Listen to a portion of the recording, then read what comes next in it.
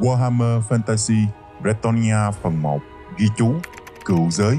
Một phần nhỏ của bản đồ Warhammer nằm ngay vị trí Tây Bắc một lục địa phương Đông rộng lớn. Theo ngôn ngữ của người Elf, họ gọi nơi này là Etin Aven, nơi sinh sống, phát triển của hầu hết con người lùn cùng chủng loại Troy khủng lồ, cộng thêm tất cả các phần còn lại chính là Tân giới. Phần 1. Lịch sử hình thành. Xuyên suốt quá trình phát triển và hình thành các vương quốc Bretonnia, những vương quốc con người có một thời gian an bình rất dài trước khi các hiểm họa ập đến từ muôn nơi. Xa về phía tây, dãy núi xám rìa của cựu giới và biển cả bao la đầy nguy hiểm, vùng biển tiếp giáp với Oten. Những người hành hương đầu tiên của đế chế The Empire đã rời xa quê hương của họ rồi định cư tại vùng đất mới này. Họ là những chiến binh mạnh mẽ trên lưng ngựa. Khi cựu giới tại trung tâm đang đắm chìm trong chiến tranh với loài Greenskin, với nhiều trận chiến thất bại liên tiếp của The Empire, những con người xa quê hương này đã thành lập quốc gia riêng của mình với chế độ phong kiến truyền thống, quý tộc truyền vị cha con, lấy tinh thần hiệp sĩ làm đầu, lấy niềm tin của chiến binh và danh dự đi trên. Các vương quốc Bretonnia ra đời từ đó. Họ chia làm 16 vương quốc riêng biệt khắp các nơi trên thế giới. Khi Sigmar ra đời và thành công tạo ra The Empire, họ đã từ chối không quay về với đất mẹ, tự lập môn hộ, đồng nghĩa với việc họ sẽ có thể đối đầu hoặc là đồng minh của The Empire. Vì cách biệt địa lý và các yếu tố giá trị quan mang đến, người Bretonnia giữ lại sự truyền thống nhiều hơn, chú trọng kỹ năng chiến đấu của binh lính và hiệp sĩ nhiều hơn so với công nghệ. Vì thế chúng ta thường thấy họ dùng vũ khí lạnh hoàn toàn, nhưng điều đó không có nghĩa rằng họ là những quốc gia lạc hậu. Bretonnia là những lực lượng hùng mạnh đứng thứ hai sau The Empire mà nhân loại Warhammer sở hữu. Sau quá trình phát triển vượt bậc về kiếm thuật, kỹ nghệ rèn giáp và vũ khí, hàng loạt các chiến binh hiệp sĩ mạnh mẽ ra đời. Vì đa số họ đều có đất liền giáp biển, nên sự phát triển về hải quân cũng nổi tiếng đứng đầu thế giới phàm trần. Họ thờ một vị thần tự nhiên địa phương có tên là Lady the Lake, người đã ban cho họ sức mạnh kỳ diệu đến các hiệp sĩ chân chính, giúp họ đối đầu với loài Greenskin hung bạo một cách trực tiếp. Vùng đất của họ luôn là nơi vô cùng màu mỡ cho canh tác nông nghiệp với đồng bằng rộng lớn, phù hợp cho việc phát triển kỵ binh. Nơi của danh dự và đức hạnh được đề cao đến mức vĩ đại. Vùng đất kể về những hiệp sĩ giải cứu, những người đẹp, kể về những chiến tích lẫy lừng của các chiến binh trên lưng ngựa, với giáo và áo giáp của chính nghĩa, với những con kỳ lân huyền thoại mà họ cưỡi lên, chiến đấu với các loại quái vật hung bạo. Điều đó là đúng hoàn toàn, không phải cổ tích, nhưng họ vẫn có những vấn đề riêng của mình. Sự trù phú của thiên nhiên và hòa bình đem lại khiến các quốc gia loài người này vô cùng đông dân. Có điều, sự quản lý của một số nhà lãnh đạo không phải ai cũng là người tài giỏi, nhất là về chế độ truyền ngôi cha con, khiến kiềm hãm các nhân tài thực sự. Ở một mức độ nào đó, sự phân chia và phát triển không đồng đều đã xảy ra, tạo nên nạn đói và những thứ tệ nạn khác hình thành. Phần 2. Sự phát triển. Sự chênh lệch của Bretonnia và The Empire về mốc thời gian là 977 năm. Mặc dù họ đã có những vương quốc riêng từ trước rất sớm, nhưng mảnh đất này của họ quá khứ từng là nơi thuộc về tộc Lizardmen và High Elf cai quản. Thời đại của vua Belshanna đã qua khi bùng nổ cuộc chiến những bộ râu, tức cuộc chiến của tộc lùn và High Elf, rồi nội chiến Oten làm cho họ suy yếu. Các dân tộc con người ở Bretonnia mới bắt đầu có những giá trị thống trị riêng cho mình tại đây. Suốt quá trình thuộc địa, họ cũng sống trong an bình lâu dài với sự quản lý và bảo vệ của hai tộc nói trên. Rồi sau đó họ lại tự lập trong một thời gian dài khác, cũng sống trong hòa bình trước khi lũ Greenskin hoàn thành việc theo gót chân họ. Trải qua nhiều năm tháng hội nhập, người Bretonnia sớm đã có nhiều cuộc di cư trên khắp thế giới mới. Họ thay thế các chủng tộc địa phương, quản lý các vùng đất bị bỏ hoang sau các cuộc đại chiến xa xưa từ đó, và cũng trở thành chủ nhân mới, đặt tên cho các vùng đất mới này. Sự kiêu hãnh của họ trong giai đoạn này càng lúc càng lớn và vượt qua việc sẽ quay về với đất tổ, mặc cho sự kêu gọi thống nhất của Sigmar là vô cùng vĩ đại. Đi kèm theo loài người thì đi đâu vẫn tồn tại những xung đột nhất định của bên trong và bên ngoài thế giới của họ. Phần 3. Thời đại đen tối của Bretonnia. Vào những năm tháng họ phát triển nhất về vũ khí và tinh thần hiệp sĩ, các hiệp sĩ đều được huấn luyện, nuôi dưỡng từ nhỏ. Những ai được chọn làm hiệp sĩ là một niềm vinh hạnh và trách nhiệm lớn đối với gia đình và xóm làng. Những người được hưởng phúc lợi tốt nhất của ngôi làng mà họ đang ở chẳng cần phải làm gì khác ngoài việc học tập và chiến đấu, bảo vệ chính nơi những người đàn ông này sinh ra. Vì vậy họ dễ dàng có được danh phận và mọi thứ tốt nhất. Vóc dáng của những chiến binh này cao to, lực lưỡng hơn hẳn những người bình thường, nhưng dù sao họ cũng chỉ là con người bình thường khi so với lũ quái vật to lớn. Nếu như The Empire chú trọng vào súng và các loại vũ khí tầm xa để đối phó với lũ to xác có thể lực lớn kia, chúng sẽ bị hủy hoại từ ban đầu trước khi chạm vào binh lính của họ. Nhưng người Bretonnia lại chú trọng vào áo giáp và tinh thần chiến đấu trực tiếp, kiếm thuật, vũ khí, cận chiến, nên việc bị chúng áp đảo cũng là điều dễ hiểu. Vì dù sao, trong chiến đấu với con người và con người khác với chiến đấu với quái vật, tạo ra sự tổn thất không hề nhỏ. Khi sự kiện The Empire lần lượt đẩy lùi các quân đoàn lớn của Greenskin đã giúp cho họ mở ra các cuộc chiến chống trả với loại Greenskin thành công. Họ thậm chí còn dẫn quân đến thẳng những khu vực trọng yếu của lũ Greenskin, tưởng đâu sẽ tiêu diệt được chúng. Tuy nhiên, chiến dịch đã bị bỏ dở.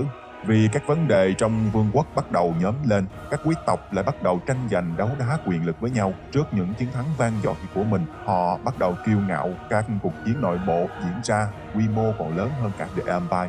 Nhưng ngay lúc này, bờ biển phía tây của họ lại bị uy hiếp bởi hạm đội quân đội xác ướp. Quân đoàn của Sektra, một pharaoh cổ đại, đã xuất hiện cùng với những bộ xương khô trồi lên từ nguyệt mộ xưa cổ, tiến đến các thành phố loài người. Đất liền thì có sự quay lại của lũ Greenskin phục hồi chưa bị tiêu diệt hết. Phía bắc, người Noska uy hiếp, giống với diễn cảnh mà The Empire đã từng trải qua. Họ cùng lúc phải đối mặt với rất nhiều nguy cơ khác nhau trên toàn bộ bản đồ của 16 vương quốc, nhưng càng không thể kêu gọi sự giúp đỡ từ Sigma. Buộc lòng họ phải gác lại tranh chấp và cùng chiến đấu với nhau. Từ đó, họ cũng trở nên yên vị hơn đối với biên giới phía đông của mình. So với đế chế The Empire vào thời đại này, họ giống như một đồng minh theo nghĩa không can dự vào việc của nhau. Đại khái có thể nói là hiệp định bất tương xâm. Với tình thế hoàn toàn tê liệt và hỗn loạn tại mọi nơi của Bretonnia, các công tước đã cố gắng tìm cách sát nhập vương quốc lại thành một khối nhằm tăng cường sức mạnh quân sự tổng thể của mình. 3 trong số 16 vương quốc đã thành công làm được điều này. Nhưng thời gian nghỉ ngơi của các chiến thuật gia tại đây quá dài. Họ trẻ tuổi và luôn sống trong một mảnh đất trù phú và an bình. Sự cố đối với họ lần này quá lớn. Thiếu kinh nghiệm, thiếu kỹ năng chiến thuật, các quân đoàn lớn của họ liên tục bị thất bại bởi những quân đoàn mới xuất hiện lần đầu tiên, chia cắt họ ở nhiều mặt trận. Và chỉ cho đến khi một công tước đã tìm đến sự giúp đỡ bởi một vị thần, sau này cũng chính là nữ thần mà họ tôn thờ, Lady the Lake. Vào những năm khó khăn nhất của trận chiến, khi đại đa số các hành trị Bretonnia quan trọng bị bao vây bởi lũ da xanh, trong cơn tuyệt vọng của các kỵ binh, hiệp sĩ người Bretonnia từng rất kiêu hãnh trên ngọn giáo và con ngựa của mình, họ bị đánh tan tác trong một chiến dịch bảo vệ quê hương. Thủ phủ chỉ còn trông cậy vào những giây phút cuối cùng. Với số lượng và sức mạnh áp đảo hoàn toàn, một nhánh quân của họ lạc vào khu rừng vắng vẻ. Nơi này có một bức tượng bị bỏ hoang, cầm một chiếc cốc lớn trên tay, khí chất hơn người, không khác gì một nữ thần. Không hiểu sao tướng lãnh của họ đã xuống ngựa và tiến đến, chẳng hề ngần ngại mà quỳ xuống với một nghi thức quý phái mà một hiệp sĩ dành cho nữ thần của mình. Ông cầu xin sự giúp đỡ, hy vọng có được sức mạnh để cứu lấy quê nhà. Đáp trả lại lời cầu xin kia thì người phụ nữ huyền bí đã bay lơ lửng trên mặt hồ xuất hiện, trao cho ông nguồn sức mạnh qua cốc nước thánh của mình, rưới lên thanh kiếm và cho ông uống nó. Một sức mạnh thần kỳ tràn vào cơ thể của ông, trở thành một trong những công tước đầu tiên sở hữu sức mạnh thánh. Các kỵ sĩ đi cùng cũng làm theo, nhấn áo giáp và vũ khí cũng như ngựa của mình xuống nước hồ. Lúc này thì ngoài chiến trường, gươm giáo và những chiếc rìu chiến đang va vào nhau. Nói đúng hơn là những chiếc rìu đang chẻ đôi những người mặc giáp trên lưng ngựa khi họ còn đang cố gắng chống trả. Từ trên tường, các cung thủ cố gắng bắn xối xả rồi núp sau các bệ đá để cầu nguyện. Họ đang tuyệt vọng để chống trả thế lực đông đảo hùng mạnh dưới thành. Bỗng nhiên tiếng tù và phía ngọn đồi bên cạnh vang lên. Dưới ánh sáng chói lòa, sau lưng những chiếc bóng kỵ binh và những lá cờ phướng bay phất phới kia, một đoàn quân tiếp diện tràn xuống với đội hình mũi nhọn đâm thọc vào lũ Greenskin. Những sinh vật to lớn da xanh, lũ Goblin chưa kịp định hình tinh thần của mình thì đã bị hất văng lên trời, hoặc một số bị xuyên thủng mà chết. Các nhánh quân của chúng bắt đầu bị áp đảo hoàn toàn bởi những ngọn giáo bốc lên một nguồn ma thuật kỳ lạ. Những con người sở hữu sức mạnh đó so với cơ thể thì thật là quá phi lý. Họ bắt đầu đáp trả, xé tàn tác các quân đoàn đang bao vây thủ đô của họ. Sau cuộc đối đầu thành công, đầu tiên đó, huy hiệu của các hiệp sĩ chén thánh ra đời. Danh tiếng và lời chúc phúc của nữ thần hồ đã mang đến và lan ra khắp các vương quốc Bretonnia khác. Họ bắt đầu làm theo và hưởng ứng sức mạnh mới cùng với cuộc đáp trả bằng phép màu. Biểu tượng chén thánh của Lady the Lake ra đời. Năm 977 đến năm 987, các quân đoàn da xanh ở cuộc đại chiến dần bị đánh bại. Binh đoàn sát ướp cũng vậy, họ bị đánh lui dần bởi những hiệp sĩ chén thánh.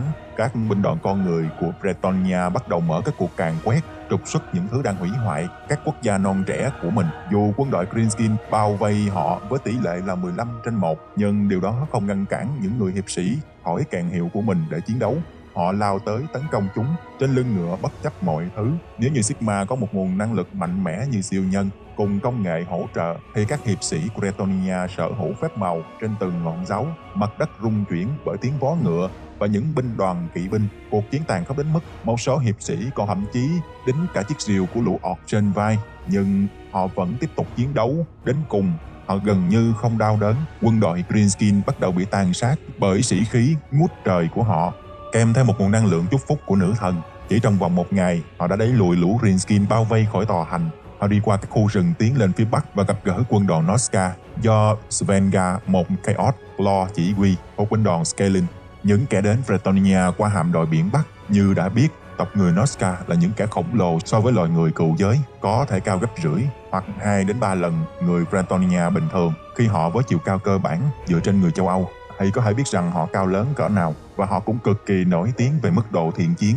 Ban đêm tại tháp Hải Đăng, quân đoàn Bretonnia do Marcos chỉ huy gặp gỡ binh đoàn Noska hùng mạnh. Marcos của quân đoàn Bretonnia đã thách đấu với anh ta 1-1 giữa hữu lãnh với nhau để tránh thương vong cho hai quân đội với nghi thức của một hiệp sĩ. Cuộc chiến diễn ra suốt đêm hôm đó. Nhờ vào sức mạnh mà nữ thần ban tặng, anh ấy đã chiến thắng gã thủ lãnh Chaos kia. Mặc dù mang danh hung tàn, nhưng Svenga là một kẻ giữ lời. Sau khi thất bại, hắn liền đem quân đội của mình rút khỏi Bretonnia. Binh đoàn Bretonnia bây giờ phải hội quân với quân đội các công tước phương Đông khác để đối phó với các lực lượng Goblin và tộc Batman đang quấy phá, cùng một số loài quái vật khổng lồ chưa biết tên đang tập hợp gần đó. Tệ hơn nữa là một số quân đoàn Skaven bắt đầu xuất hiện bất chợt tấn công họ từ những mạng lưới cống ngầm thuộc các thành phố. Lady the Lake cũng tham gia cùng các hiệp sĩ và các công tước. Cô ấy ban cho họ rượu trong cốc thánh, biến họ trở thành những chiến binh thánh mạnh mẽ. Khi này Bretonnia 1-3 nhưng không hề thua kém.